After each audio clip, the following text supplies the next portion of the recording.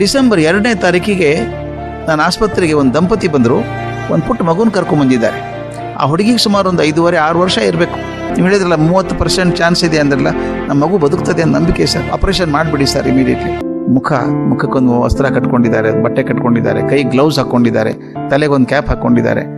ಒಳಗಡೆ ಬಂದರು, ಆ ಮಗುನ ನೋಡಿದ್ರು, ಕರಳು ಚುರುಕ್ ಅಂದ್ಬಿಡ್ತು. ಕೈ ನೋಡ್ಕೊಂಡು ಕೈಯೆಲ್ಲ ರಕ್ತ ಆಗಿದೆ. ತಕ್ಷಣ ಮಗು ಮಾತು ಕಿವಿಗೆ ಹೊಡೆದಂಗಾಯ್ತಂತೆ. ಡಾಕ್ಟ್ರೇ, ನನ್ನ ಹೃದಯ ಕೊರೆದಾಗ ಒಳಗಡೆ ಭಗವಂತ ಇದ್ದಾನೆ, ನೋಡ್ತೀರಾ?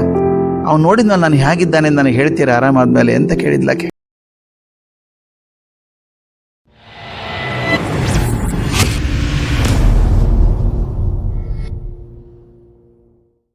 ಇದು ಒಂದು ಆದ ಘಟನೆ, ನಾನು ಅತ್ಯಂತ ಪ್ರಿಯವಾದದ್ದು, ನನ್ನ ಮನಸ್ಸನ್ನು ತುಂಬ ಕಲಿಕಿದಂಥ ಘಟನೆ ಇದು.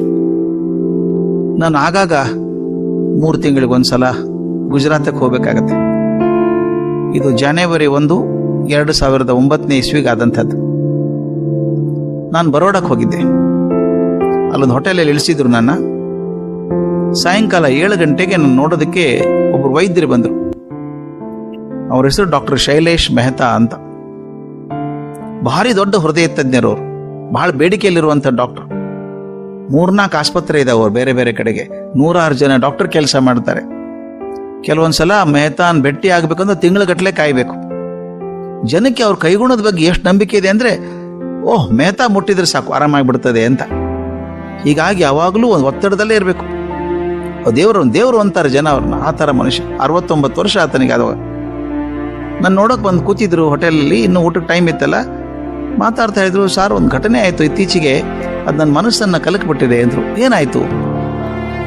ಡಿಸೆಂಬರ್ 2ನೇ ತಾರೀಕಿಗೆ ನಾನು ಆಸ್ಪತ್ರೆಗೆ ಒಂದು ದಂಪತಿ ಬಂದರು, ಒಂದು ಪುಟ್ಟ ಮಗುನ ಕರ್ಕೊಂಡ್ಬಂದಿದ್ದಾರೆ.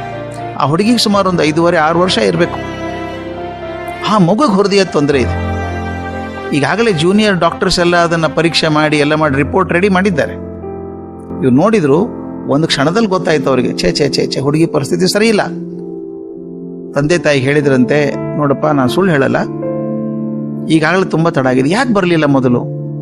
ಅವ್ರಂದ್ರು, ಸರ್ ನಾವು ಹಳ್ಳಿಯಲ್ಲಿ ಇರೋದು, ಡಾಕ್ಟ್ರಿಗೆ ತೋರಿಸಿದ್ವಿ, ಔಷಧಿ ಕೊಟ್ಟರು ಕಮ್ಮಿ ಆಗ್ತದೆ ಅಂದರು. ಈಗ 5-6 ತಿಂಗಳಿಂದ ಹೇಳ್ತಿದ್ದಾರೆ, ನಿಮ್ಮ ಮಗು ಬದುಕಲ್ಲ, ಮೆಹ್ತಾ ಕಡೆ ಹೋಗಿ ಅಂತ. ಅದಕ್ಕೆ ಬಂದಿದ್ದೀವಿ ಸರ್. ಮೆಹ್ತಾ ಹೇಳಿದ್ರು, ನೋಡಪ್ಪ ಸುಳ್ಳು ಹೇಳಲ್ಲ ನಾನು ನಿಮಗೆ, 2 ಹಾದಿ ಇರೋದು. ಪರಿಸ್ಥಿತಿ ಕೈ ಮೀರಿ ಹೋಗಿದೆ. ಈಗ 2 ಹಾದಿ. ಒಂದು, ಮಗುಗೆ ತಕ್ಷಣ ಆಪರೇಷನ್ ಮಾಡಬೇಕು.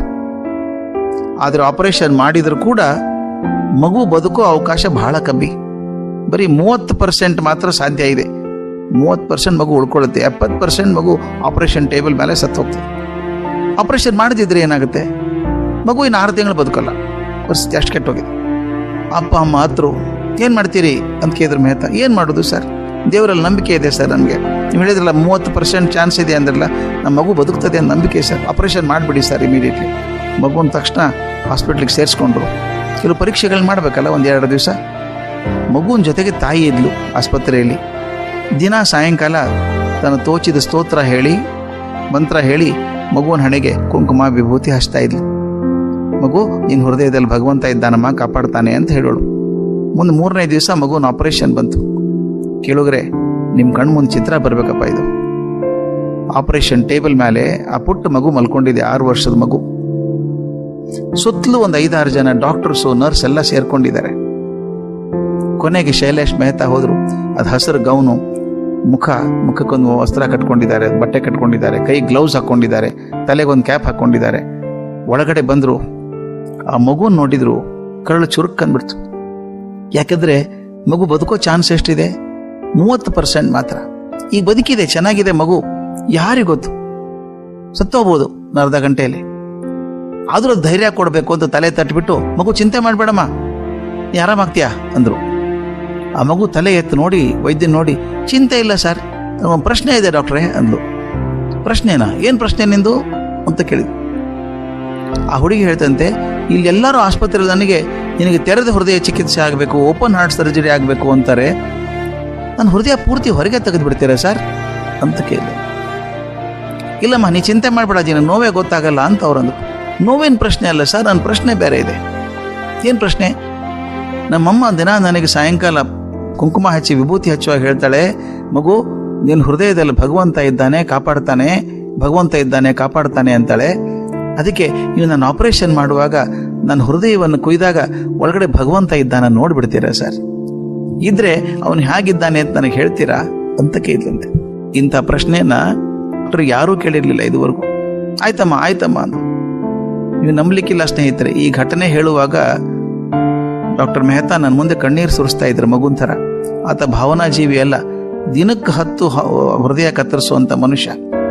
ಆತ ಹೇಳ್ತಾ ಇದ್ರು, sir heart lung machine on ಇದೆ, ಒದ್ದಾಡ್ತಾ ಇದ್ದೀವಿ ನಾವು, ಆಪರೇಷನ್ ಮಾಡ್ತಾ ಇದ್ದೀವಿ, 45 ನಿಮಿಷ ಆಗಿದೆ, ಹೃದಯದೊಳಗೆ ಒಂದು ಹನಿ ರಕ್ತ ಬರ್ತಾ ಇಲ್ಲ, ಒದ್ದಾಡ್ತಾ ಇದೆ ಮಗು ಅಂದರೆ ಹೃದಯ, ಒಂದು ಹನಿ ರಕ್ತ ಬರ್ತಾ ಇಲ್ಲ, ಏನು ಮಾಡಿದ್ರು ಬರ್ತಾ ಇಲ್ಲ.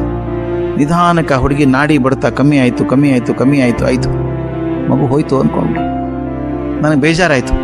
ನಾನು ಡಾಕ್ಟ್ರಿಗೆ ಹೇಳಿದೆ, ಆಯ್ತಪ್ಪ ಮಗು ಉಳಿಲಿಲ್ಲ, ಒಂದು ಕೆಲಸ ಮಾಡಿ ಅದೆಲ್ಲ ಹೊಲಿಗೆ ಹಾಕಿ ದೇಹ ತಂದೆ ತಾಯಿ ಕೊಟ್ಬಿಡಿ, sorry we could not save the child, ಉಳಿಸೋಕ್ಕಾಗಲಿಲ್ಲ. ಒಂದು ತನ್ನ ಕೈ ನೋಡ್ಕೊಂಡಂತೆ, ಕೈಯೆಲ್ಲ ರಕ್ತ ಆಗಿದೆ. ತಕ್ಷಣ ಮಗು ಮಾತು ಕಿವಿಗೆ ಹೊಡೆದಂಗೆ ಆಯ್ತಂತೆ. ಡಾಕ್ಟ್ರೇ, ನನ್ನ ಹೃದಯ ಕೊರೆದಾಗ ಒಳಗಡೆ ಭಗವಂತ ಇದ್ದಾನೆ ನೋಡ್ತೀರಾ? ಅವ್ನು ನೋಡಿದ್ಮೇಲೆ ನಾನು ಹೇಗಿದ್ದಾನೆ ಅಂತ ನನಗೆ ಹೇಳ್ತೀರಾ ಆರಾಮಾದ್ಮೇಲೆ ಅಂತ ಕೇಳಿದ್ಲಕ್ಕೆ. ಆತನಿಗೆ ಯಾಕೆ ದುಃಖ ಬಂತೋ ಗೊತ್ತಿಲ್ಲ, ಕೈ ಜೋಡಿಸಿದ, ಭಗವಂತ ನೀ ಇದ್ದೀಯಾ ಅಂತ ಮಗು ನಂಬ್ಕೊಂಡಿದೆ, ತಾಯಿ ನಂಬ್ಕೊಂಡಿದ್ದಾಳೆ, ಪರಿವಾರದವ್ರು ನಂಬ್ಕೊಂಡಿದ್ದಾಳೆ. ಇದು ನನ್ನ ಜ್ಞಾನ ನನ್ನ ಕೌಶಲ್ಯದಿಂದ ಮಗುನ ಉಳಿಸೋಕ್ಕಾಗಲ್ಲ, ನೀನು ಇರೋದೇ ಆದರೆ ನೀನೇ ಉಳಿಸಪ್ಪ ಮಾರಾಯ, ನನ್ನ ಕಡೆಯಿಂದ ಆಗೋಲ್ಲ ಅಂತ ಕೈ ಮುಗಿದೆ. ಕಣ್ಣಲ್ಲಿ ನೀರು ಬಂದ್ಬಿಟ್ಟಿತ್ತು. ಪಕ್ಕದಲ್ಲಿದ್ದಂಥ ನರ್ಸ್ ಹೇಳಿದೆ, ನಾನು ಕನ್ನಡಕ ತಕ್ಕೋ, ನನಗೇನು ಕಾಣಿಸ್ತಾ ಇಲ್ಲ ಅಂತ. ಆಕೆ ಕನ್ನಡಕ ತಕ್ಕೊಂಡ್ಲು, ಹಾಗೆ ಗೌನಿಂದ ಕಣ್ಣು ಒರೆಸ್ಕೊಂಡೆ.